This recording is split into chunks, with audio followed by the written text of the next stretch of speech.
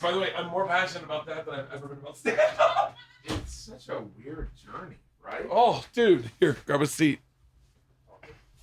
Do your kids know you smoke pot?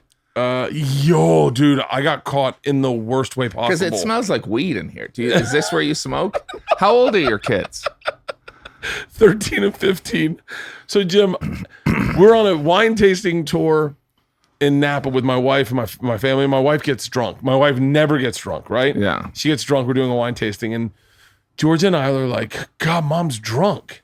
And I was like, yeah, can you believe it? And they're like, how come you don't get drunk, Dad? And I'm like, oh.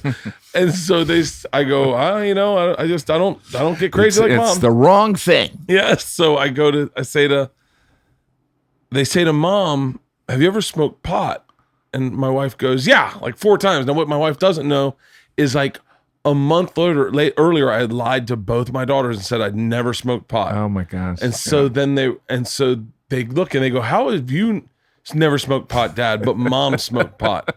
And I say to them, we're in a big bus, like my whole family's with us. Yeah. So I say to them, I pull them aside, I go, listen, I won't smoke pot until you guys are 21. When Isla turns 21, you're 23, Georgia. Yeah. I'll smoke it for the first time with you guys. I won't smoke it until then.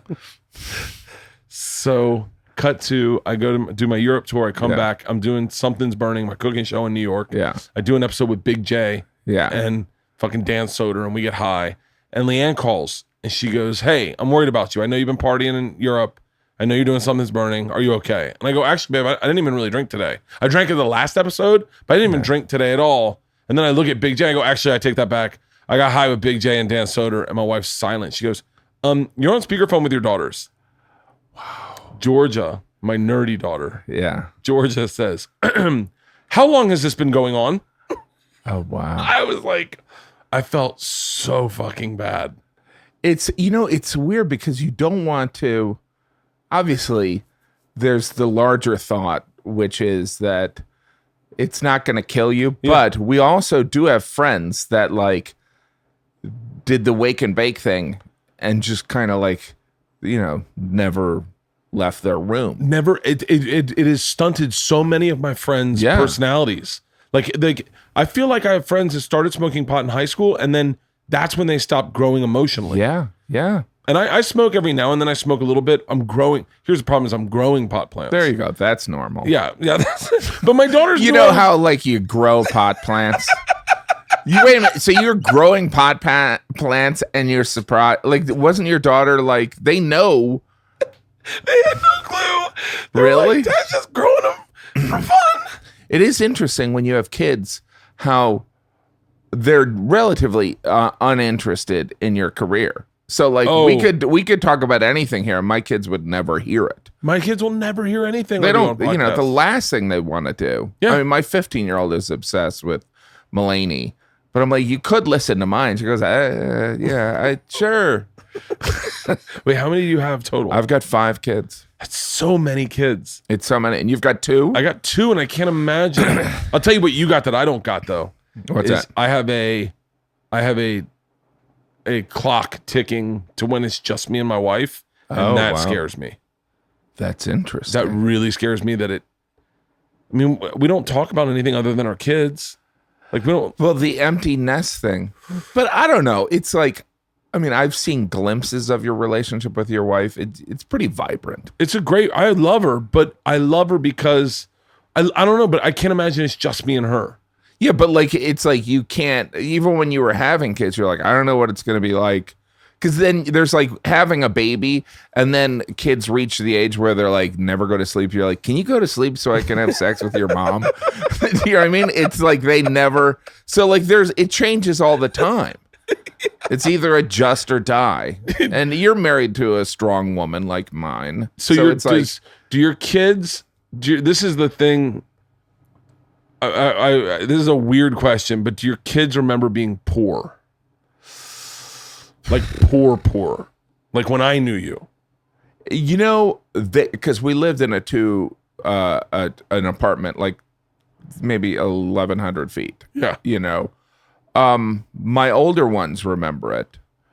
But also living in New York City, I don't know. It's weird because there are things that my wife, because my wife grew up poor, and she was like, I never had this. I never had My this. wife grew up poor too, Yeah. and my wife is always saying that. Yeah. I never had this, you guys. And so it's weird, but yeah, no, because you don't want to raise douchebags. No. So, but I feel as though there's nothing glamorous about at least my life. You know what I mean? You live a pretty regular it's a lot life. of wear I'm and basing that tear. off your Yeah. TBS show Yeah. because I remember watching that and going like, you seem like you live a very regular life. It's pretty normal. I mean, it's pretty chaotic. Like, I would say touring, which I do often, is when I sleep.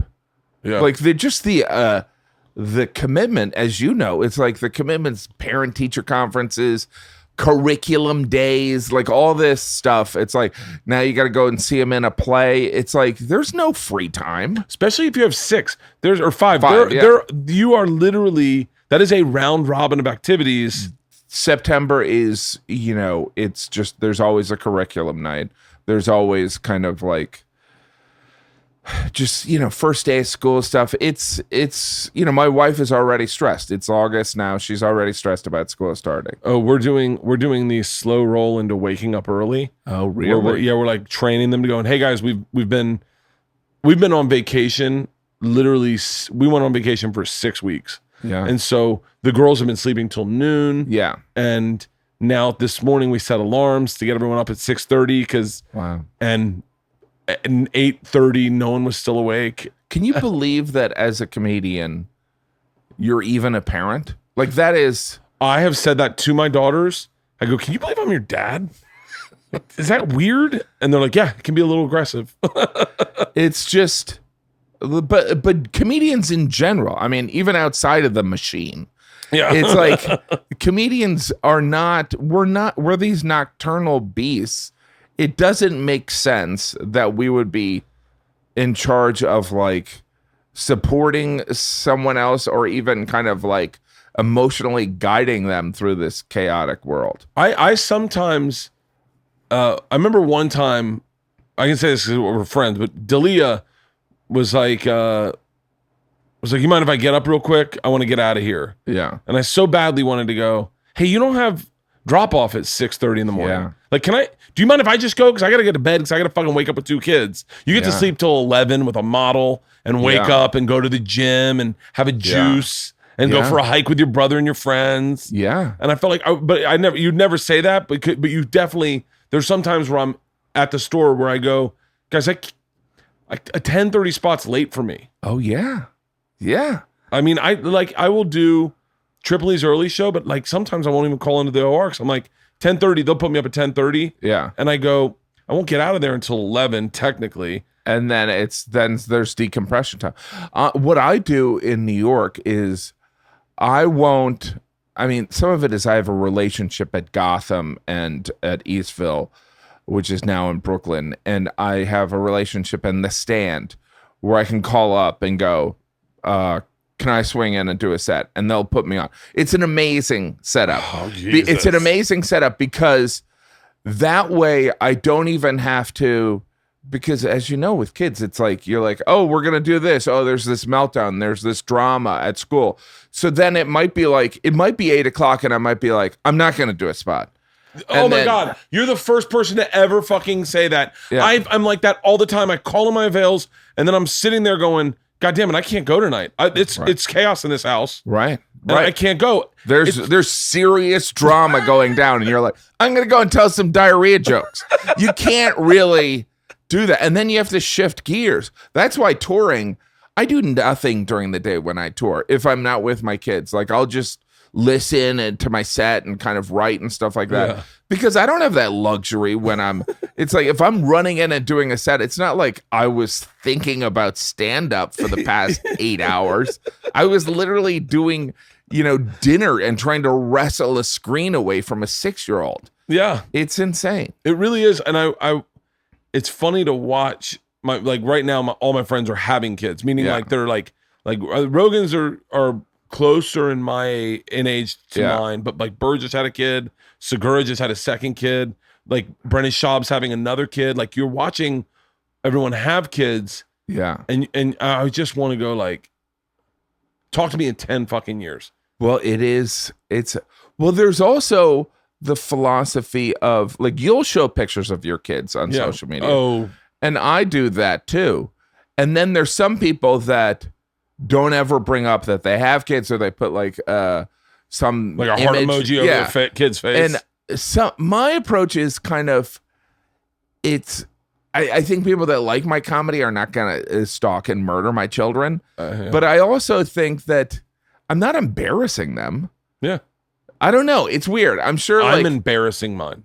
I've taken the approach. Can I tell you my problem is that I got into the business when it was like, you talked about what you knew, and you know, and I didn't know another way to do it. So I just did that. And then when I started dating my wife, I talked about having sex with her, or a date or whatever. And when I had kids, I'm not saying I'm famous, but I wasn't famous at all. So like, I used social media the way a regular person used it. Like, hey guys, I grew up with, this is my daughters. You know, like, absolutely. So I started posting before I had any success. And then I was on Travel Channel. No one gave a fuck about my family. And then I started talking about my kids on stage. Yeah. I had one joke that Ian Bagg pulled me aside. He goes, that is where your comedy's going. It's about my daughter putting her finger in her ass and then putting it in the dog's mouth. And I was like, really? He goes, he's like, don't try it. Because I was trying to be like a young, you know, like Dane, Nick Swartz, and like a young, like fun guy. Like, and then he's like, you have a daughter who's putting her finger in your ass, putting it in her ass, and putting it in the dog's mouth. That's where you should be going. And so I started going that direction. Now I've taken it. I think I've gone too far east sometimes. Well, there is something about, obviously you're constantly getting feedback from your children and your wife and stuff like that. So it's like, some of it is, look, their dad is the machine. But I do think it's weird how some people have kids and you wouldn't think that, based on their act, based on their social media, it's like, what do you spend time with your children? Because I also feel as though, as long as my act is not all kids material, that's the goal. The goal is to, like, I always have like 5 or 10 minutes out of an hour 10 about my kids. But I remember being 26 and seeing like comedians talk about their wives or their husbands and kids, and I'm like, I don't want to hear that. Greg Fitzsimmons was the first one I saw talk about his having a kid, and I didn't have kids, and I was like, well, that's not nerdy. That's okay. But like, I'd hear guys coming up in the city and like, so my wife and my kid, and I was just like, I'm tapped out. Yeah, I would totally tap out. So that old don't you have a dick? Why isn't he talking about it? Right. I think of old jokes of yours once a month and laugh. Old jokes that you don't tell. Oh, thanks. I'm going to do the setup. You do the all right. line. Let's see. Hey, ladies, you ever see a guy walking through the park with a snake around his neck and you're like, God, that guy's so sexy. I want to have sex with him. Oh my gosh. I don't even know. I don't know if I did that in any special or anything. No. That was like at the Improv. It was in Boston Comedy Club. It was Boston Comedy Walking Club? through Washington Square Park with a snake around his neck. You're like, God, he's so cool. I want to have sex with him. No one does anything, and you go, all right, fellas, anyone want to buy a snake? Gosh, it's so weird how there's jokes that you do that disappear. I find that weird when people are like, oh, my favorite joke of yours, and you're like, I think I cut that out of my third hour. I didn't even use it. And then you're like, should I use that? You ever go back home and you can't get rid of the nickname they gave you growing up? Welcome home, donkey fucker. Right?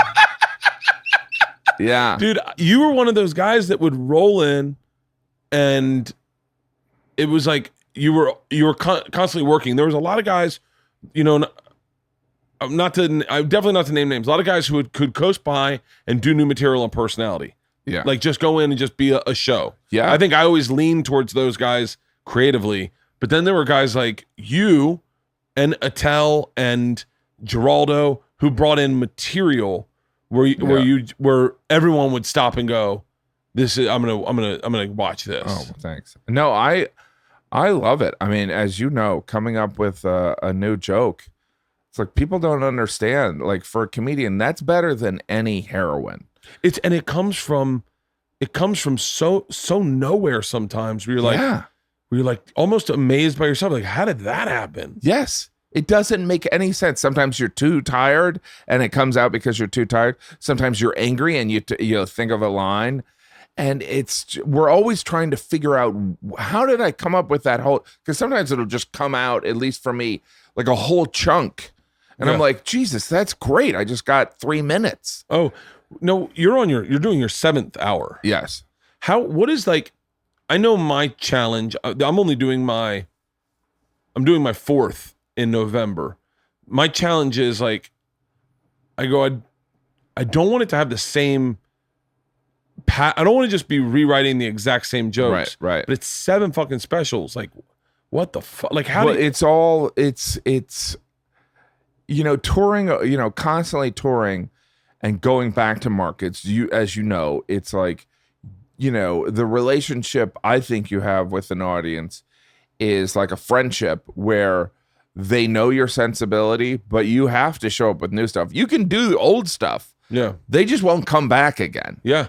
So but you're in the situation where your old stuff is like I'm definitely not comparing myself to you, but like I definitely feel like my machine story is something people want to hear. Yeah. I can't imagine you've done a show in the past 10 years where someone hasn't yelled Hot Pockets. Oh yeah. No, today I was doing Access Hollywood. It was like 7 a.m, and this guy behind me, Hot Pockets, and it's like it's strangely like he thinks he's, and then they look at me and they're like, oh, I guess that's wrong to say. But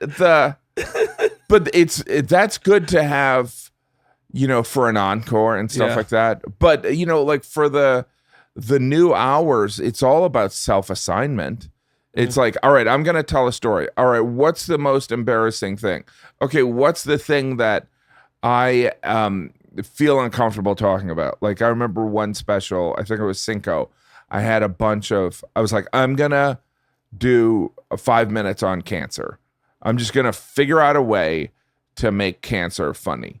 And, it's, hopefully it was funny. Yeah. But it's all stuff like that. And I also feel as though doing podcasts and talking to people, you'll touch on something that you're unconsciously passionate about. Oh, I remember doing podcasts and talking about when I opened for the Pope, and then that ended up being like a chunk on a special. I watched that live. So, you did? You were doing, the Pope was coming through somewhere, yes. And I watched it. I think I watched it on maybe I watched it on Periscope. Is that it? Real? Might have been on Facebook Live or CNN. I watched it on CNN. Yeah, I watched that because I'm Catholic, but like I'm not a good one. But I'm just like I wear the jewelry. Yeah, but I watched that and I was like, how fucking cool. Oh, but it was like it was a bloody death. It was I don't know how it looked, but it was. I did the classic mistake of criticizing Philadelphia. And 2 people who are still going to church on Sundays. Yes. And so like they, not the hip crowd. No. And by the way, they were also, it's like I talk about it in, I think it's Noble Ape. And it's about like how Philly, they were there to see a religious leader who was going to talk to them about mercy. And they were mad. They were like, boo. I'm like, dude, it's Sunday. We're outside. It's 11 a.m. I did a silly joke about Philadelphia and Santa, and there was 10% of the audience was like, they might as well. It might have been evening at the. It might as well be evening at the Improv, or even a Showtime at the Apollo, where the Sandman comes out. Yeah, like people were mad. Did you meet the Pope? I did meet the Pope. What's that like? And I introduced my mother-in-law, who is like crazy Catholic, to the Pope, and it was just like, boom, I did it. I introduced my mother-in-law to the Pope. It was weird. I mean, he does, he speaks some English, but like there's a guy standing behind him going, comedica americano, and you're like, nice to meet you. So, do you think he had any perspective of who you were at all? No, I don't think he had any idea who I was. It's just like, I think, he was like, I don't know who this guy is.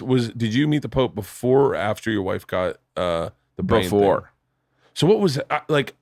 I think about losing my wife. Oh yeah. Like not in a good way, but like I think about I think about two things. I think number one, at the funeral, everyone would go, it should have been him. Yeah. That's number one. They were like, it should have been him. Look at his lifestyle. And then number two, I think about, I just couldn't cope. I wouldn't be able to manage. You wouldn't be able to do stand up. You'd have to. I mean, that was the big reality. Was not that I would be able to do be a single parent and do it well. I was like, I remember thinking, all right, my career is essentially over because my children were very young. There's 5 of them. How long ago was this? This was 2 years ago. And my wife actually wrote a book about it that's coming out in October. For real? Yeah. So I'd love to have her on my podcast. Yeah. If she comes out to promote it. Yeah. I would love to talk about that because yeah, I am a super big hypochondriac. Yeah. I just went to the doctor last week and literally wrote my last will and testament on the drive there. Yeah. I was like, so this is it. This is where I find out I'm dying. And then I got the call yesterday. He's like, nah, your liver's a little fatty because you're overweight, but you got to lose weight. That's it. And by the way, I think that what I learned from that experience is, we all have friends that are hypochondriacs that are like, my neck hurts. Maybe it's based on like people die, people get sick and die, but we like to live in this ongoing experience of denial because if we lived in the paranoia, we wouldn't get anything done. Oh, but it's better with the denial because like even when you see something on social media about like someone passing away, unconsciously you always think, wow, I'm glad that's not going to happen to me. You know what I mean? Poor person dying, but we're all going to die right now. Yeah. So did she feel something? She had hearing loss. She was at a pediatrician office. She brought in all 5 of the kids. And this pediatrician was like, and she was like, I can't hear out of this ear. And the pediatrician was like, how long? And she's like, I don't know. And she just assumed that it was like being a busy mom. And so then the pediatrician convinced her to go to an ENT. And then she thought that she was hearing loss. So she was doing these hearing exercises. And then he's like, all right, let's just do an MRI. And so then they did an MRI and they discovered a huge pear-shaped tumor on her brain stem, like with all the cranial nerves going through it, like the nerves that control swallowing and facial and breathing and hearing, all those nerves, the tumor was in the middle of it. And you're just like, what? And then she went through the surgery. I mean, there's like so much, I'm simplifying it so much, but then she got out of the surgery and then she got pneumonia. So it was like pneumonia in the hospital is really bad. Really bad. I lost a friend to pneumonia in the hospital, and Ralphie. And so, and Ralphie had pneumonia. And so it was like, okay, there's like when the brain surgeon is nervous, then you're really nervous. And so I was like, all right, okay. So I've had a fun time doing stand-up and acting and all this. So it's probably over. So if she survives, she's probably not going to be, in a position to, she's going to need a caretaker. So I was like, all right, it's over. And so then, but she got out of it. You know what I mean? Really? Like she had like a tracheotomy. She was fed by a tube. She didn't have liquid. She didn't drink water for like 2 weeks. She didn't have food through her mouth for like a month. And she's married to me. This is a horrible question. How good did she look? No, well, she was, by the way, she's a genetic anomaly, meaning she can eat like me and she's still like so tiny. Yeah. I just told a joke on a podcast about fantasizing about my wife getting hit by a motorcycle and the doctor's going, what do we do? I go, we rebuild her.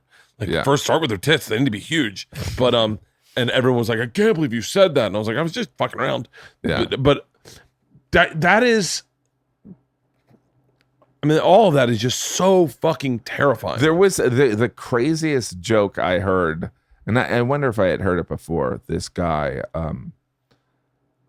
wife goes into surgery, and the guy comes out, and the doctor goes, well, I got some good news and I got some bad news. The bad news is we had to remove part of her brain, and she can't move. She's going to have to wear diapers. She can't talk. She literally can't breathe. You're going to have to massage her every 2 hours. You're also going to have to spoon feed her. She's going to be irresponsive, unfortunately. And so you're going to have to quit your job. You're going to have to do all these things. And the guy goes, okay. He goes, what's the good news? And he goes, the good news is I'm kidding. She's dead. Don't worry.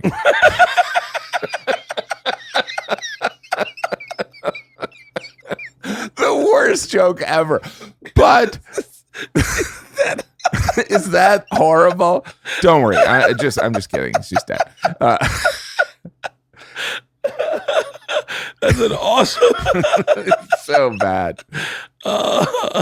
So, but I mean, and you're such in touch with gratitude and so many things that and it inspired me. It's like I feel rejuvenated, to appreciate every time on stage. You know what I mean? But then again, there are shows where I'm like, I didn't like those people. I felt like that a little bit watching. I know that you've had, I think 2 years ago you started your TBS show, right? TV Land, but yeah, TV Land. Yeah. Was it on USA originally, or TV? It was supposed to be on CBS. But it's on one of those channels. Yeah. It was on one of those channels nobody watches. I think my buddy might have produced that. Oh, really? Jax. Yeah. Yeah, my buddy produced it. Yeah. And so I grew up with Tony Hernandez. You did? Yeah, I've known him my whole life. Tony's from Florida? Oh, yeah. Dude, I could tell you stories about Tony that you go, shut the fuck up. Tony is the hardest working, most earned it motherfucker in the world. By the way, he built an empire. And then he's married to Ken Burns' daughter. Yeah, Lily. Yeah. We went, but Lily's fucking hilarious. Really? So you went to there. So was he like a childhood best friend? Yeah. Tony, I'm not certain Tony would be comfortable with me sharing this. Yeah. But like, Tony grew up above a cafeteria. His parents ran the Hernandez cafeteria. Yeah. And so his parents ran it. It was for basically all the Cuban day laborers. Yeah. Would come in. It was a great breakfast, great lunch. Yeah. It was like a cafeteria. I want it right now. It's so good. The Picadillo was and out of where this in world. Florida is this? He grew up in South Florida, like off Howard. Yeah. I think off Howard. And but real South Florida. Like, so South Florida is very wealthy, and then push a little further towards McDill by the interstate. Yeah. And that's where you start getting more Cuban families who came over. This is Tampa? Tampa, yeah. So you're from Tampa. I grew up in Tampa. I lived in Tampa for a year. After college, do you remember there was the Tex-Mex Cantina? It was on the Causeway. Oh, the Causeway. Okay, yeah, I know. There was a Mexican place. Yeah. And there was a place called Shell's. Dude, I remember Shells. Yeah. No, that was my first job out of college. But, because I'm all about sunshine. And that was when I was like, did you know you wanted, well, I know you had a crazy college life. Yeah.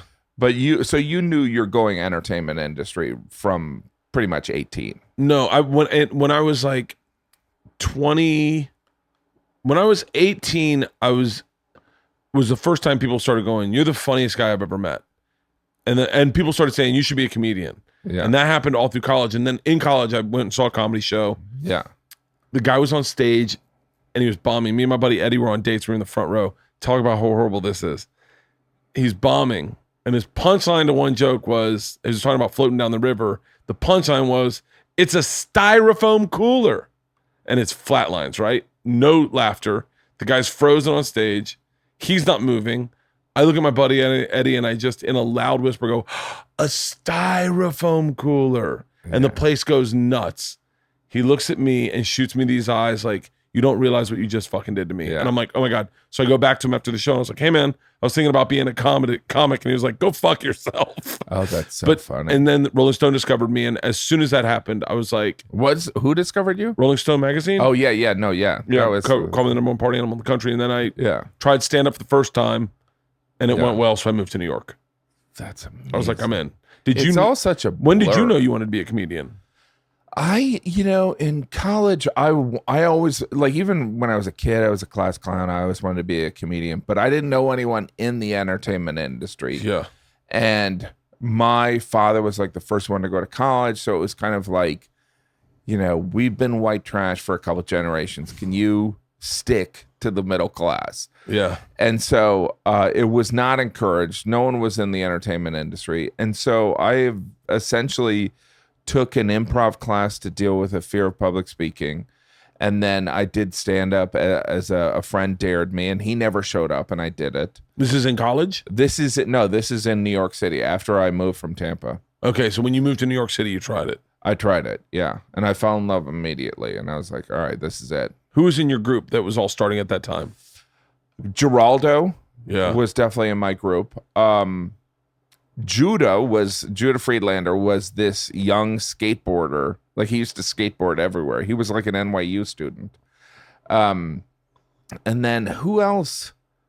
But like when I started, there were these powerhouse comedians ahead of us that were relatively new. So like, say Attell had done it for like 4 years. Louis had done it for like 5 years. Kevin Brennan had done it like 4 years. So like there were and Jeff Ross had done it 4 years. So there was no stage time to be had. So Geraldo and I used to go out to Long Island, or I used to take a train to Connecticut to do shows. And that kind of like, I think that influenced where I just think it's about stage time. Obviously, I love performing at the Comedy Store and in great clubs, but I also know that it is about stage time, and it's also about different types of stage time. So for me, I love developing material, trying it in Brooklyn in front of a snobby audience, trying it at a comedy club in New York, trying it at the store. It's like you learn so much from each audience. Oh yeah, I completely. I mean, when I worked the door at the Boston, that was the flyer I used to hand out up top. Oh my! Do you remember that flyer? Let me see. With Louis Schaefer on it. Holy shit! Oh my god! Oh my god! Isn't that crazy? Yeah. I used to. So that was. By the way, Louis Schaefer is in London. I know. Yeah. So interesting. So like, I mean, there's blurs of where there's people that you meet and you go, oh wait a minute, that was you? Like I remember so when I met Geraldo, there was Gladys's. Did you ever do Gladys's? No, when I lived in New York, I did the Boston Comedy Club, and and then I auditioned everywhere. Yeah, but I only could get work because I worked the door. there was Gladys's, which was like, there's different, I don't know, tiers, but like there's like real shows, then there's like bringer shows, and then there's clubs and then there's non-clubs. And this is before alternative comedy, like kind of like it's a cool bar. It was just kind of like, they let us use this room. And so and Gladys is still around. And it was filled with just like people that couldn't get stage time anywhere in the city. And I would meet, like I met, just different people. But that's where I met Geraldo. And Geraldo and I were both wearing suits. Really? Because we came from, Geraldo was a lawyer. And at that time, I was an account guy in advertising.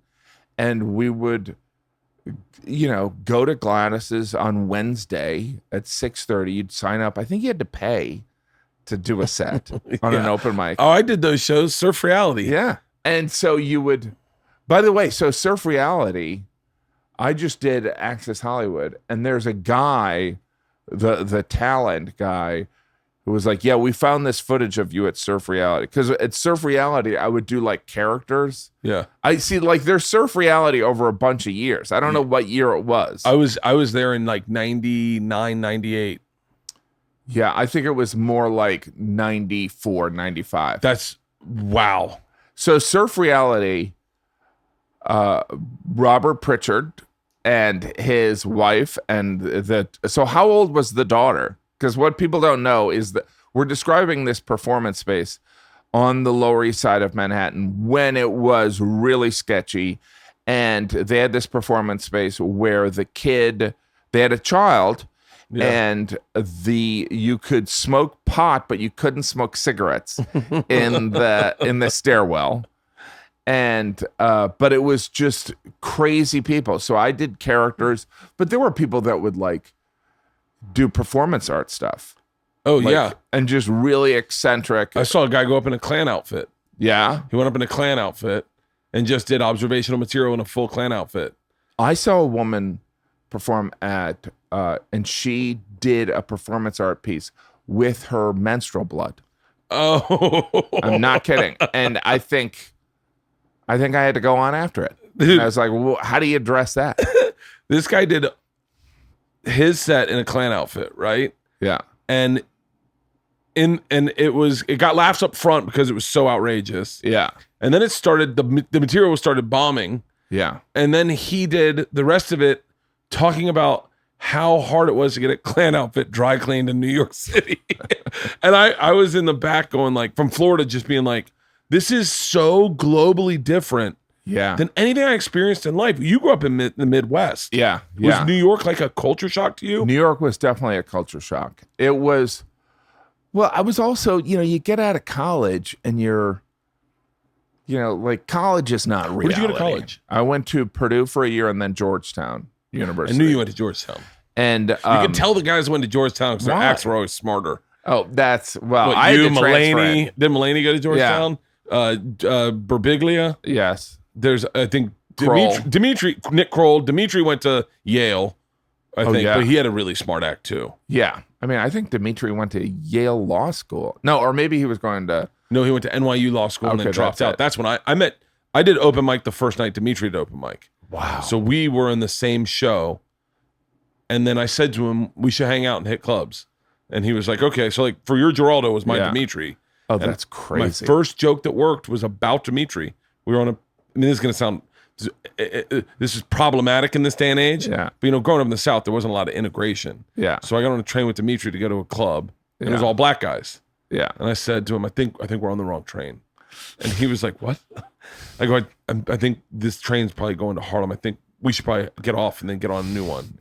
He's like, I'm not getting off a train just because there's black guys on it. And I was like, okay, well, I am. And he was like, are you being serious right now? And I was like, well, yeah, I think we're on the I'm being serious. I think we're on the express, not the local. I think we're going to miss our stop and end up on 135th Street. And he's like, no, I'm not getting off the train. So the train stopped. I go to get off. I'm in comic brain, right? When everything's a joke. Yeah. Turn around, look at Dimitri. I go, Dimitri, I'll see you at the rally on Thursday. White power, my brother. And I got off. And that was like my first joke I wrote. Oh, that's so But yeah, funny. but yeah, Georgetown's kind of like urban. Kind of. Urban setting. It's DC. It's a DC private school. But like I would say, the biggest shock, what I remember of moving to New York was the amount of cursing. Like it was just, and I worked in advertising and people would be like, it's fucking unbelievable. We got to fucking really come up with some great fucking words. And I'm like, you can't think of another adjective besides fucking. You know what I mean? And so that's what kind of surprised me. Just because, I curse in everyday life, but even growing up, if you cursed, there would be some people that are like, I find that offensive that you're cursing. And they were horrible people. But how were your parents with cursing, with parenting? They would curse. My dad would say, Jesus Christ. He would be like, son of a bitch. God damn it. Bart, what's your name? Bert? Jesus Christ. What is it? Kreischer? What did your dad do for a living? He was a banker. Jesus Christ. Is that what he sounded like? He did. Bert, the machine. I understand you're the machine. No, but what's your dad like? I've seen on social media, your dad's come to shows, right? My dad's always perplexed at me. Yeah. Anything I do. Huh? What the fuck? And you're a success. So he's kind of like, all right, it worked out. I was wrong. I don't know if that's it. We played golf at Torrey Pines, and I got recognized a lot. And my dad's just, he really, it doesn't bother him, but he's just like, huh? And then we pulled it. We get done the course, and then the club pro comes up with our placard of our tee time and the name.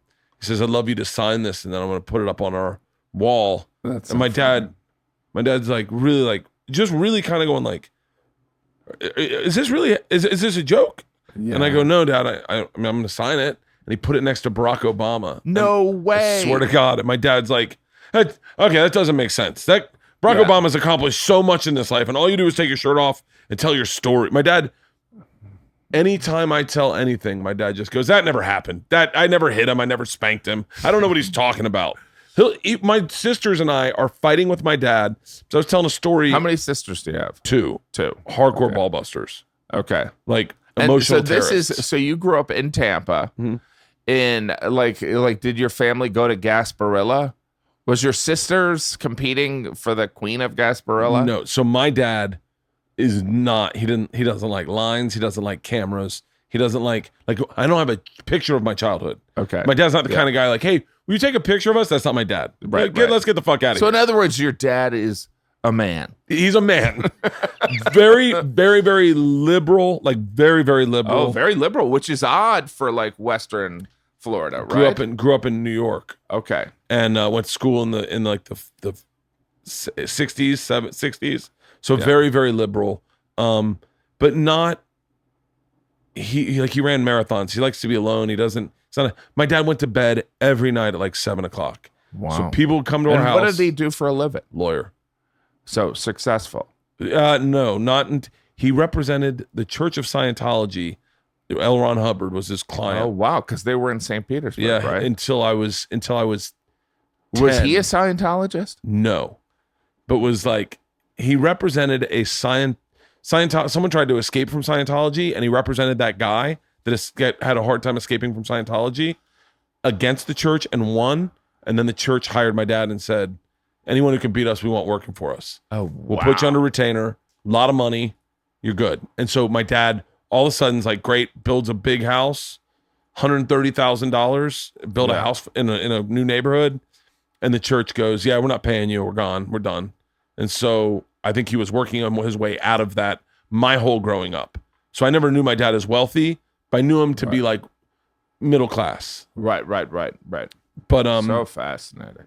Yeah, but you had like, what did you have? 5 brothers? I had 3 brothers and 2 sisters. I just saw a picture of you guys in Europe. Yeah. Oh yeah. So that was a big family trip. That was, I travel so much with my kids, but like that was the one time we went. I mean, we went on family vacations. I don't want to mischaracterize it, but like we never went to Europe again. Do you know what I mean? How old were you? I think I was 8, but I think it changed my life. What do you remember from that trip? Well, I remember the hot chocolate in Ireland. I remember we were on a really crappy cruise ship in Greece, like not a fancy one, because like there was no internet, so like they booked this cruise and they had 6 kids with them, so they got a cheap one, and it was not a nice boat. And like staying in a bed, like where like the wall curved because you were down below the deck. Yeah. And I remember way before thongs, people wearing thongs, like men wearing thongs. Really? Yes. And these were like, I think it might have been like, there might have been like, a segment of the cruise that was gay men.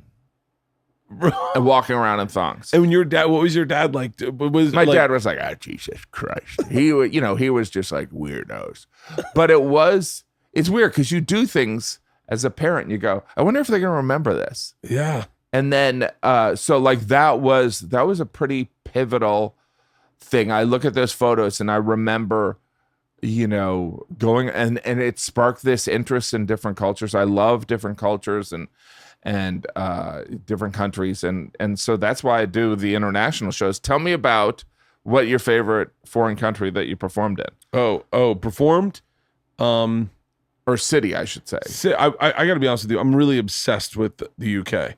Really? Yeah, I love it there. I love it there because it feels like it looks like places that I thought life would be like. I thought life would always have rolling hills. I thought life would always have lots of grass. I thought I'd have a pub down my street. Like I always wanted to have live in a small town where everything was built out of stone and I could walk down to the corner and I knew the people in the pub. I never thought I'd live in a big city like this. Oh, that's interesting. It's funny you talk about memories. We just took my daughters to Bali and to Australia. Right. And last night I said, so let's talk about our summer. What's your favorite memory from this summer? I know where this is going. My daughter Isla goes, the pizza in Bali. Yeah. I go, what? She goes, remember that one night we had pizza? I went, I don't know. What the fuck are you talking about? We had like whole fish. Like, you remember the pizza? She goes, it's great pizza. Yeah. I was like, ugh.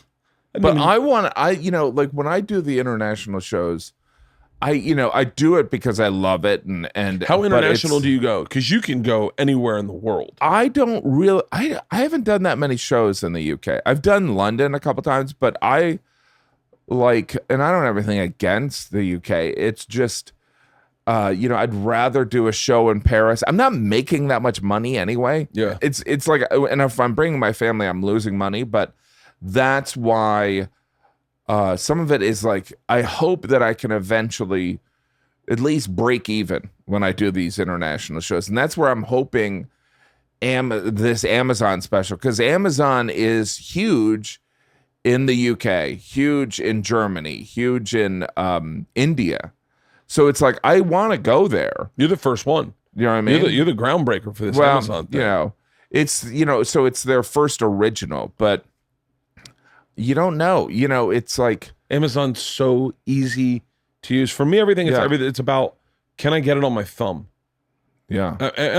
Amazon is such a. When my wife I wanted to buy a camera one time, and my wife told me about Amazon. She goes, they'll deliver it to your house same day. I went, shut up. She was like, wait, you're not using Amazon? And I was like, no. Yeah. She was like, oh my God, this is going to change your life. And then all of a sudden we're like, I got Amazon on TV. I was like, oh my God, I can just, it's a game changer. It'll be interesting because as you know, I think people don't realize comedians like putting themselves in unpredictable situations. And they also, so in other words, you go on stage and you think, all right, they got a microphone, but you don't know. Yeah. You don't know if these jokes that you've been doing for the past 8 months suddenly aren't going to work. But like the thing, having the special on Amazon, there's a lot of I don't knows. Like there's at least, when I've done specials on Comedy Central, I knew what was going to happen and I knew what kind of feedback or even Netflix. It's like, but it's, you have to kind of go for the new material. You have to go for the new place. So that's some of my approach is like, I hope people watch it on Netflix, but I don't know. I mean, I'm still buying things on iTunes. Segura called me when you, right when you signed your deal. Yeah. He's like, Gaffigan's going to Amazon. And I went, what? He's like, Gaffigan's going to Amazon. I was like, really? He goes, we got to go to Amazon. And I was like, really? He goes, oh, dude, I mean, he's going to fucking Amazon. I mean, that's like, dude, I mean, and we had a full conversation about you going to Amazon. It's so interesting how because there's a friend of ours, I don't want to identify them, but like they're being forced to choose between two scenarios where to put the special, their next special. And I'm kind of like, you go somewhere new. Yeah. That's, I mean, to someone who, like I'm sure if someone has Netflix, they're like, just put them all on Netflix so I can just have Netflix. But I also think that I think Netflix is like, it's great. It's amazing. It's been very good to me, but it's kind of like how many did you do pool. at Netflix? I have 5 on Netflix.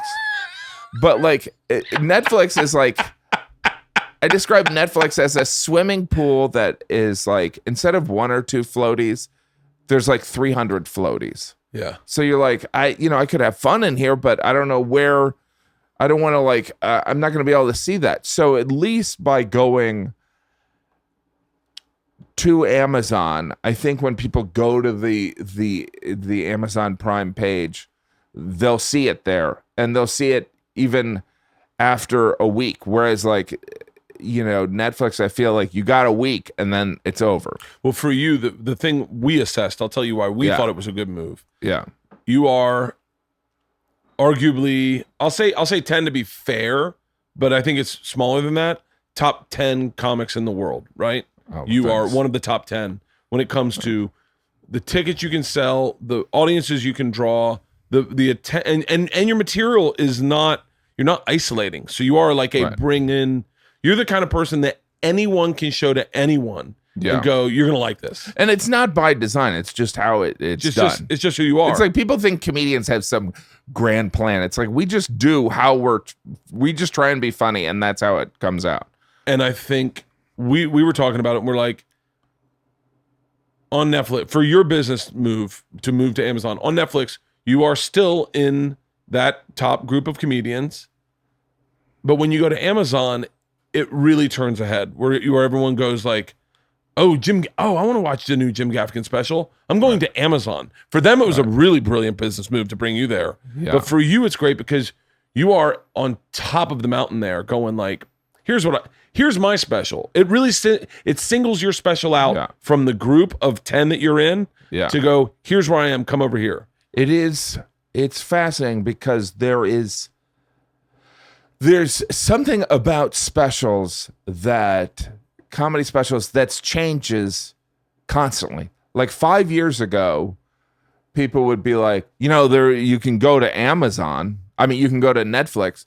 And then 5 years, like I was so lucky when Beyond the Pale aired on Comedy Central in 2006. At that time, every dorm room in America had cable and was playing Comedy Central. Like when I went to college, you'd have a TV in your dorm room area, but not like they didn't pay for cable. No. And then 5 years later, it's like there was this independent kind of like put it on your website thing. And then 5 years later, it was Netflix. And it's like, I think it's always shifting. Yeah. So I don't know. I mean, look, Disney's coming. That's what I heard. HBO Max is going to be like Time Warner, and then Apple. I mean, I don't know if for Obsessed, I think it was Obsessed. I went to Amazon. This was probably like 9 years ago. And I said, you've got a streaming service. Everyone, I don't think their streaming service was that big. I was like, I'll give you my special for X amount. And you air it, and then we'll drive traffic to Amazon, which is what you want. And they're like, we'll give you 2 cents a view. And I'm like, no, you don't understand. This is like an opportunity for you to get people to go to Amazon. And so I was waiting for Amazon to get in the game. And it'll be interesting. It'll be interesting to see what Disney does.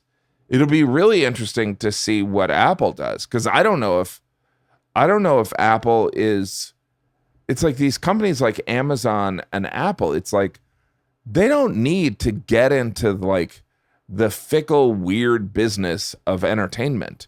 They're making and selling physical things. So, I'm thrilled at Amazon, but Amazon could crush the world at anything if they wanted. They really could. Next thing you know, I sold my special to Zappos. The shoot people. Yeah. But like that's, I mean, it will be that. It could. It easily could. I read an article about you today in the New York Times. Yeah. About your move to Amazon. And then you look at a guy like Andrew Schultz, who's doing huge. He just kind of, and I got to be honest with you, when I didn't know what I was going to do with my last special I did, and I know that there was going to be a buyer, I was like, the model is just chop it up, put it online, turn it into a vlog. Yeah. And he's selling huge tickets. Really? By all he does is every week, every other day, he releases a new bit, little crowd work in a bit. Wow. And his YouTube's gone huge. He's got a huge podcast with Charlemagne the God.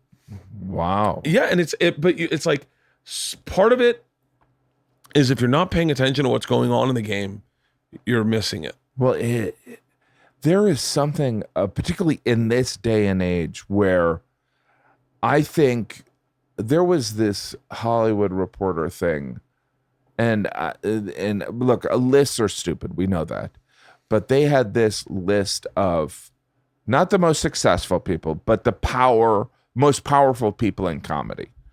And on this list, they did not have Jerry Seinfeld, who has Comedians in Cars, which he sold for $100 million to Netflix. It did not have Chris Rock, who literally is remaking all the Saw movies and is the lead in the next season of Fargo and is an iconic comedian. Iconic. It didn't have Dave Chappelle, who, by the way, could announce, I'm going to do a show on the moon, and people would go to the moon. Yeah. And it didn't have Joe Rogan.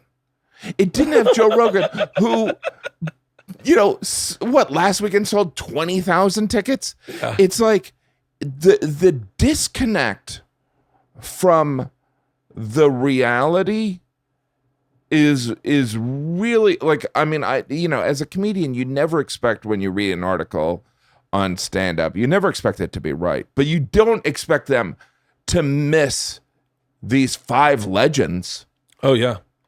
You don't expect them to miss all of them.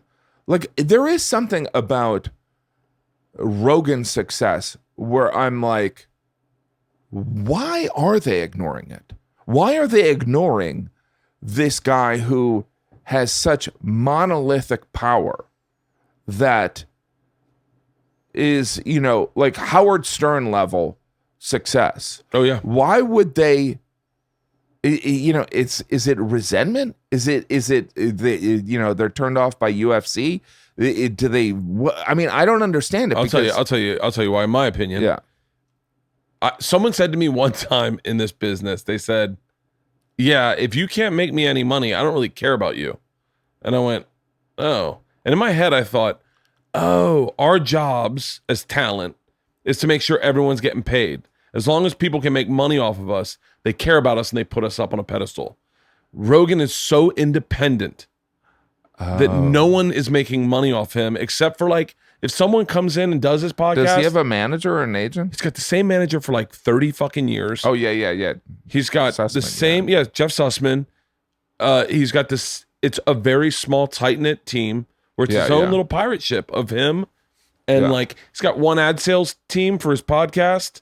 It's like 2 people, a wife and husband, who are out of Wisconsin, and they like deal his ad sales. And it's just, everything's self-managed. He doesn't go and do press. He was not going on the Tonight Show. He's not going on Kimmel. He's not going to do press. He does his own thing. And I think Hollywood is amazed by it, but they go, how do I get a piece of it? And when they realize there's no piece for them to get, they start to resent it, I think. I think that's the thing with podcasts. Dude, I've talked to managers where they're like, this podcasting thing, and they kind of flip it off, and you're like, did I make more money on my podcast than I made on Travel Channel? Yeah. I make more money on my podcast than I ever made in stand-up. Yeah. Like, and then you're like, oh, well, that's the thing. There is like this belief that the entertainment industry, they just care about money. But I don't think they do care about money. Here's what I think also. I think the entertainment industry is about perception. It's about people wanting to be, it's about cool kids, right? Yeah. It's about the clicks. And the thing is that in this era of politically correct and Me Too and all this stuff, that you can't champion a white guy who's aggressive, right? It's just, it's bad timing. So, but I think it really comes down to, well, I guess the point I'm trying to make is that I don't even think Hollywood cares as much about money as they care about perception. There's so much pretend in the entertainment industry. I'm always baffled by it. It's like, I love acting and I love doing movies, but it's like, even when you go to a premiere, you're like, this is just where we saw Avengers a week ago. I know that we're art house people now, but like, I just sat here with my 6-year-old And now we're pretending that we're at the Kodak Theater. You know what I mean? Or the Dolby Theater. It's just a strange kind of delusion. Yeah, Hollywood. I get less and less enchanted by Hollywood the older I get. Where I just go like someone asked me if I want. This is gonna really fuck my chances. Someone just asked me if I wanted to be in a big budget movie as like the funny guy that comes in for a scene, and I was like, nah. He was like, why not? And I was like, I feel like it'd be a waste of time. Like you can find a guy that's his goal in life. Yeah, like, I'm not good at that. I mean, like, and I really when I act, I feel personally if it's not my project, when I act, I feel like I'm monumentally wasting my time. Well, by the way, I look at like the empires of you and Segura and his wife, and I'm just like, it's like, why do it? This for me is so. Dude, I love acting, so it's like you're a great fucking actor. I remember your part in the fucking Three Kings. Oh wow, that's so funny. You've been in movies where I just pop up and go, shut the fuck up. Has your kids ever done that? Been watching a movie and go, Dad, is that you? Yeah, no, they do that. They're like, are you in 13 going on 30? I'm like, yeah, I am. And they're like, I'm like, yeah, I am. I'm in that. And they're like, oh, I didn't know that. You've been in more movies this past year than like what, 5? 7, but it's just strange timing. Some of it's an animated, some of it is like these indie art house movies that take fucking movies. Yeah. Can I tell you that's over 2 years, and they all just came out the same year. The trailer that blew me away. My movie that I'm like, I'm gonna love this. Yeah. Is where you play two dads. Oh really? Oh yeah. I loved that trailer. Oh really? Oh, I love that trailer. Thanks. Yeah, that's fun. I mean, that's just like, it's just so fun. Like the weird thing is like, I don't think, let me just make sure. I just think that comedians, we are such independent, and we're spoiled by our independence. You know, going on stage, we're going to talk about something, we're going to change our minds, or we're going to alleviate this tension. We're going to just talk off the top of our heads and try and make it funny. That same kind of joy we feel in that, I find that in acting. But you're so good at being like, like sitting in that tension. So like, even when you do a joke that the audience is gonna like be like shocked or kind of taken back, the same glee in that or enjoyment we feel in that is, I feel that in a moment where there's like the character you're playing is doing the wrong thing, like because the audience is like, oh dude, don't do that. So it's just as gratifying as relieving tension, I think. Tell me if I'm correct in this. In 2000, you were the most marketable man in America. Oh yeah, no, I was no. That's my brother. My brothers went into finance. 2 of them did. And so Business Week, I was they called me Salesman of the Year because I was in so many commercials. Sierra Mist, right? There was just so many of them. What was the one that you were the face of? Like Sierra Mist, God, I can't remember one of the names of the car companies. And this was when Rolling Rock, I did Rolling Rock campaign. This is when those campaigns were like $125,000. Yeah, if you got the right ones. I did my first big campaign I got was for Blockbuster when they were introducing Blockbuster to the UK, and they would fly me over to the UK first class, and I would shoot for like 2 days and fly back, and the commercials would only run in the UK, and it was just, and I was like, the first time I was ever like really famous was in the UK, where people were like, "You're in that commercial," and so it was weird. Oh, you did Kreischer? Is that what the one? Oh, the minivan, right? Yeah. My brain doesn't work, but I did those with my kids. Like they were like, what was it called? The minivan? Pacifica. And they were like, we want you to do these campaign. I go, I'll do them and they had me with this fictitious family. I'm like, I want my real family. Yeah. And They're like, all right. And so I did them with my kids. Because also we were doing the show at that point, and I knew that it was going to be like 2 or 3 days. And I didn't want to, it's like you get these opportunities and you're like, I don't want to like subtract myself from my children's lives. Yeah. Do you know what I mean? I know. But so the movies you did this year, I got to talk about a little bit about the one that I saw last night. American Dreamer. Yeah. Heavy, right? Heavy stuff, but it's so fun. I decided I'm not taking a Xanax last night. Yeah. Right. So I was like, I'll take 1/4 milligram of Xanax and sleep through the night, go to spin class. And I go, no, I'm not going to do that. I'm just going to go. I'm fine. I'm going to go to sleep. I don't think I have any panic going on tonight. Yeah. I start the movie and I'm like, wait, what is this about? 29 minutes in, I turned it off and I go, fuck this movie. I can't watch this movie. I can't watch this. It's so, and as a dad, it must have been really hard for you. Yeah, there's a scene in there that as a dad, you're like, dude, I didn't think that was going to happen. No. In that movie, I go, no. Right. No. And even until the end of the movie, I was like, something's going to happen where that didn't happen. Right. Yeah. Dude, the black dude that played with you is so fucking good. Yeah. No, it's, and that was like bare bones. We're in Norfolk, Virginia for 17 days, like pretty much all night shoots. Yeah. So it was like every day you'd wake up at like 5 p.m.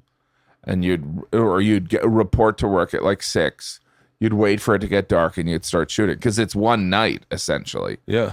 And it was just like, you're just delirious, and it's like, I'm not partying or anything, but you're just like that night's shift just makes people crazy. Did that movie fuck with your head at all? Yeah. I mean, it's weird because when you play these characters, you need to have a justification for all the behavior and you can't have any doubt. You can't be like, I'm pretending to do this horrible thing. You have to be like, this is the only thing I could do.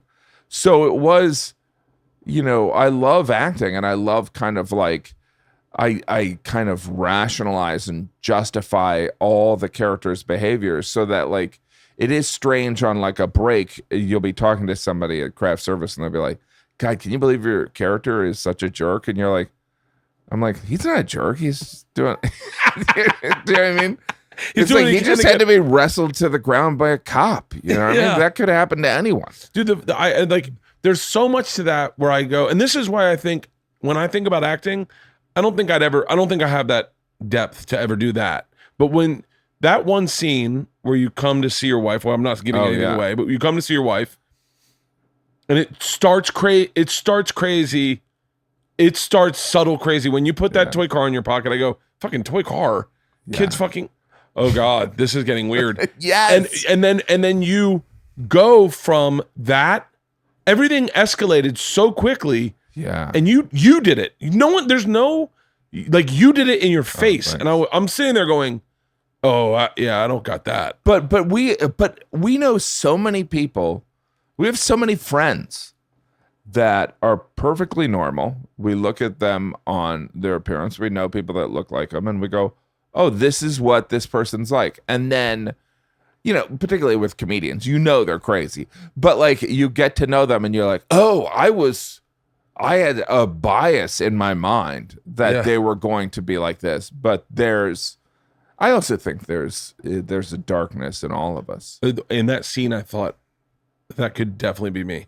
Oh, yeah. I was like, that is definitely me, where nothing's happening right for me. Yes. And I can't get my words out. And I have so many thoughts that are attached to emotions that I was like, I'm telling you, man, I can't watch every movie in life. Can't watch horror films. Oh, wow. I have a hard time with thrillers, like hardcore thrillers. Wow. I have a hard time with, fucking, I'm not to give anything away, but I can't even talk about it, but like when you after you've done the thing and you pick them up and your trunk's not working, if you know what I mean? Yeah. I'm like, I'm hitting 15 seconds forward, 15 seconds back, 15 seconds forward, because I'm jumping. I don't want to jump because I want to get the fuck out of the situation, but I want to know what's going on, so I jump back. It's a fucking intense movie. Oh, yeah. No, it was, and there's like 3 or 4 people in the whole movie. And it's like amazing actors. amazing, right? And there was I don't want to give anything away, but like You can't stuff, because that there's movie stuff that happens where this guy does stuff and it's like these by the way, the actor who plays now I can't, his name's Robbie Jones, but I can't remember his character's name. He was in that character the entire time. And so then we wrapped, and afterwards it was like 7 a.m, and he's like, I'm a big fan of your stand-up. And he was like a different person, but he was like in that drug dealer mode, like, just like, what's up, buddy? Like he was always that character the entire shoot. And so then I finally met him at the end. Like, I didn't know he wasn't, and now I know him as this bright, smiling guy, but he never smiled. Wow. So what's I want to get you out of here because I know you have a huge day, but what's your year look like now? I'm curious because like I know I'm busy, but you're busy as like, I remember the guys from Broken Lizard saying they got you in their movie. Yeah. And they're like, dude, you have no idea how busy he was. He literally flew in, drove right to set, shot a scene, drove right to this plane and left. No, that was but that's also what I love. When I did Super Troopers 2, I worked on a movie in the morning, Chuck with Liev Schreiber, not a big part or a big scene, flew to Western Mass where they were shooting, and then shot for a couple hours. It was just a small scene. Flew to Boston and did 2 shows at the Wilbur. And I was like, I mean, I'm so tired right now, but like, that's what it's all about. Like, I love acting and stand-up. Like, when you have those 2 show nights, it's like you're exhausted, but there's kernels that you discover in those 2 shows that make it all worth it. What's your treat at the end of the night at the Wilbur? Mine's Tito's and soda. Oh, like after a long day like that, you're done your second show and you're like, now a little me time. What's your like treat? Well, my treat is food, because I very much am kind of a guy who, after a show, when I'm on the road, I want to eat dinner. Like, I want to eat dinner like in a restaurant. I don't like room service. I don't like eating in a room. I like the whole kind of experience of being in a restaurant. Like after the Wilbur, you go, hey, let's see if there's a restaurant that'll stay open. And cities like Boston, there will be. Yeah. You know what I mean? Or it's like, but I have to do something because the mind is racing, right? Yeah. And so like some of the booze thing, it's like, when I first started doing theaters, I would do these 2 shows, and then I would meet everyone in the audience. Okay, that's where I'm at. I would shake hands with everyone. And then I kept getting the flu. Have you gotten the flu? No, but I'm afraid I'm going to get spinal meningitis. No, but like you'll get the flu, and then I would go home, and my wife would be pregnant at the time, and she's like, you can't keep coming back here sick. Yeah. So I tell everyone where I'm going to go drink, and then I go, if you want to meet me there, go there. And then I end up doing 500 pictures with everyone. And I won't get sick on the road, but as second I get a break, my body shuts down and I get sick. Yeah, I mean, I don't have that energy anymore. So like I my big thing is like I'll have a nice steak after a show, and I love it. That's all I need. I'll like have a steak, and then I'll just then I'll go back to my room and watch cable news. Who opens for you? Ted Alexandro. Oh yeah, I had him on the podcast. Yeah, he was great. I had him on the podcast. Everyone's like, no, you didn't. No, I did. Yeah, we just couldn't release it. Oh, really? Why? It's a long story. Really? Yeah, it was a long story. Oh, wow. I'll tell you off there. Oh, yeah. That's so interesting. Yeah. He's like the sweetest guy in the world. He's the greatest guy. We had a great conversation. Yeah. We just talked about one subject too much. And so okay. And he was, he just felt uncomfortable about it. And so I was like, yeah. I go, dude, next time you're out, we'll do a podcast. We'll do it again. Right. Yeah, okay. Ted's hilarious. Okay, cool. Yeah. He's really funny. No, he's great. Yeah. And he's like such a great writer. So it's awesome being, and like he's so good. So it's like he goes up and does 20 and I'm like, shit. It's like you gotta, and it really kind of pushes you to like to, you got to meet some of the challenges. So what does your year look like? Oh, so my year, Like I wonder about touring and movies and TV and books and it's my wife has a book coming out in October, so I'm gonna be we're gonna be doing some press for that. I have the American Dreamer coming out September 20th.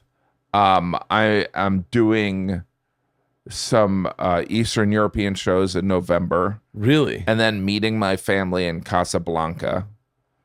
And How fucking cool is that? And then like around Christmas break, Christmas break, I'm doing a bunch of shows in Florida. So Really? so we'll be based out of there and I'll dart and do the shows. So it'll be great. And I did that 2 years ago in Florida, and it's amazing. Because obviously it's paradise here. We're in LA right now, but like on the East Coast, like that's when people are like, we love you, Florida. We're sorry all the bad things we said. Do you know what I mean? Oh, 100%. Segura and I both grew up in Florida. Yeah. We're definitely. Segura's going to be in Eastern Europe right before you are. Oh, really? Yeah. Good deal. You and Tom Segura could be best friends. We could. He was a football player too, wasn't he? Yeah. Wow. Were you a football player? I was a football player. Really? But I'm younger than you guys. Yeah. But like you and Tom are the same person. Really? He's like, gets done a show. He's like, let's go to a restaurant, have a nice dinner. Yeah. Let's go to bed. I'll watch TV. Yeah, it's just, I also get in trouble. And I don't want to get in trouble. Like some of it is like, you are the machine. You're supposed to get in trouble. Yeah. Right? Yeah. I was flying across country with marijuana and I was nervous about it. Yeah. And my wife's like, why? I go, well, what if I get caught? She goes, it's just a great story for your special.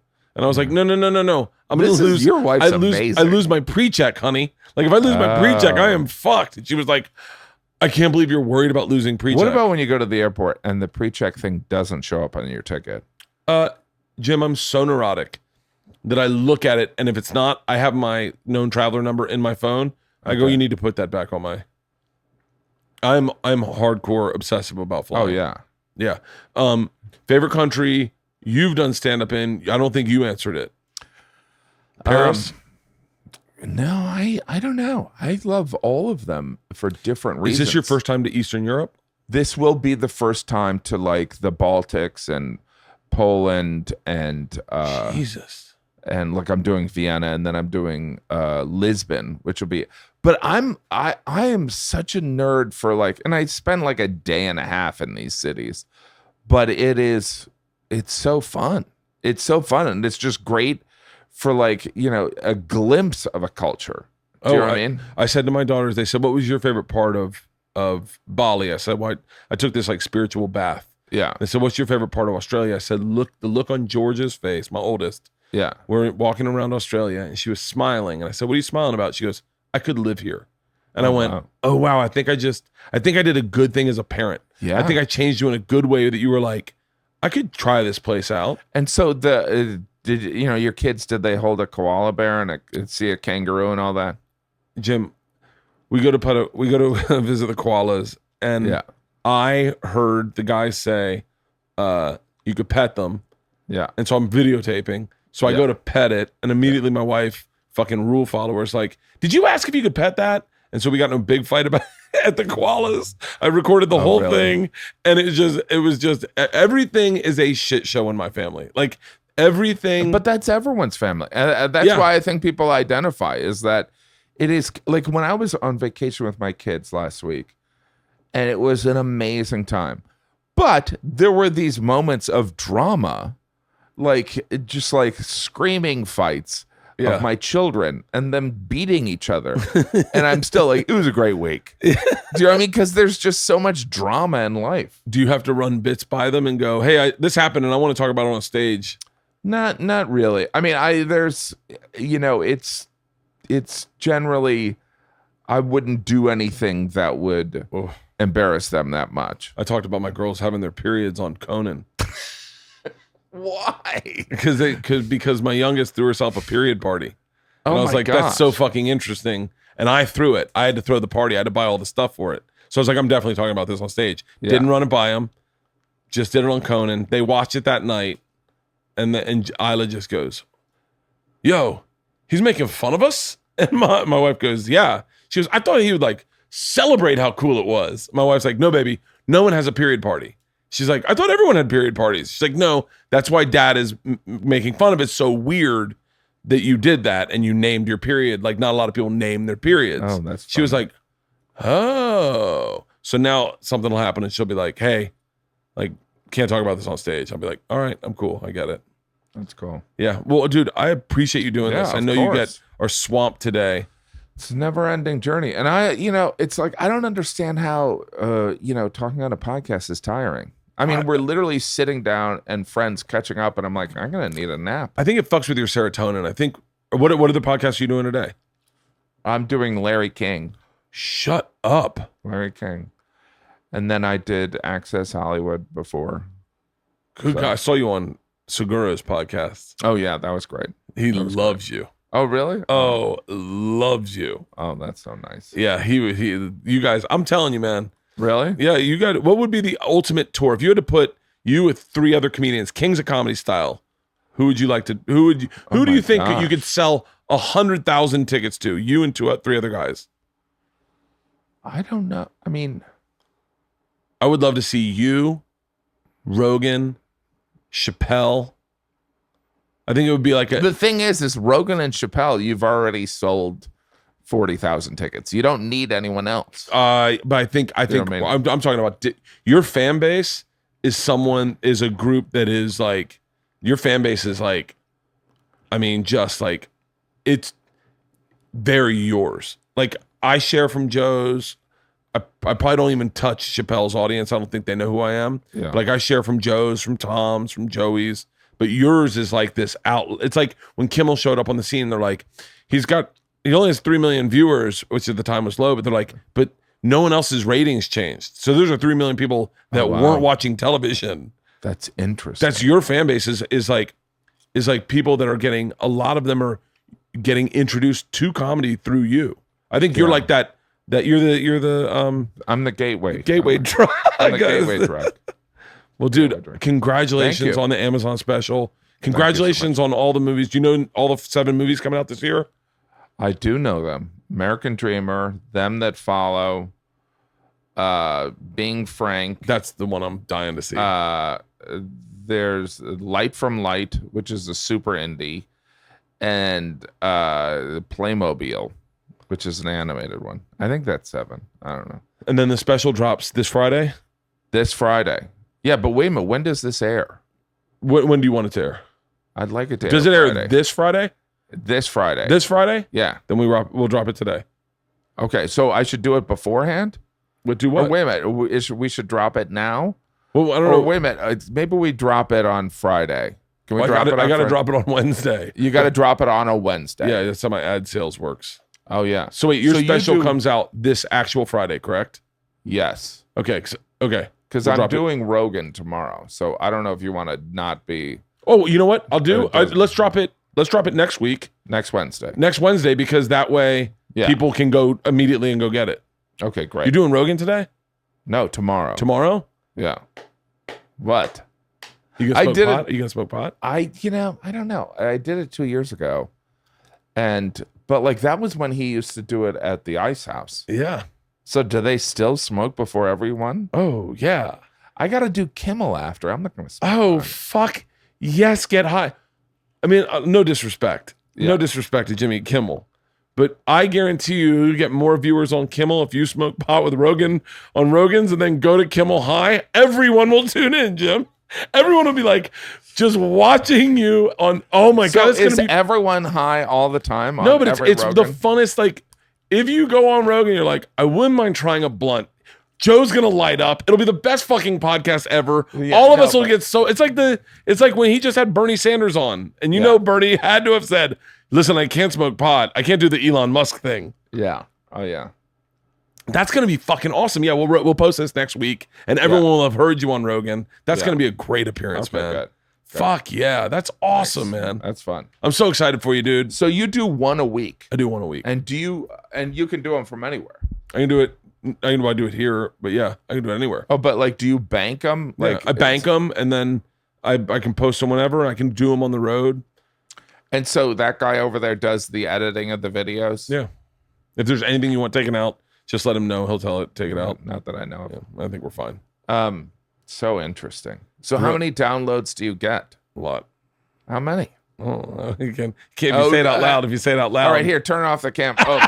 Oh, you're superstitious. Yeah. Oh my gosh, you are Catholic.